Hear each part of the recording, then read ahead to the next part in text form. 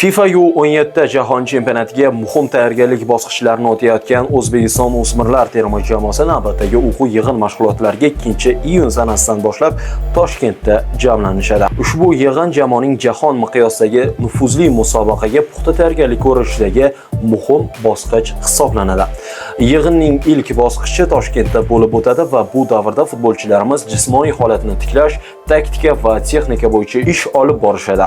Bosh murabbiy Islombek Ismoilov boshchiligidagi murabbiylar shtabi jamoani optimal formaga keltirish maqsadida murakkab va mazmunli mashg'ulotlar rejasini ishlab chiqqan. 6-iyundan boshlab yig'inning ikkinchi qismiga, ya'ni Janubiy Amerikadagi bosqichiga o'tiladi va u yerda xalqaro o'rtoqlik uchrashuvlari bizni kutib turibdi. Ya'ni bu bosqich doirasida O'zbekiston o'smirlar terma jamoasi xalqaro o'rtoqlik uchrashuvlari doirasida 11-13-iyun kunlari Chili terma jamoasiga qarshi bahs olib borishadi. 17 va 19-iyun kunlari esa Boliviya terma jamoalariga qarshi o'rtoqlik uchrashuvlarida maydonga tushadi. Eslatib o'tamiz, O'zbekiston terma jamoasi jahon chempionati bahsida G guruhidan o'rin olgan. Musobaqaning ilk uchrashuvi 5-noyabr kuni Paragvay terma jamoasiga qarshi bo'lib o'tadi.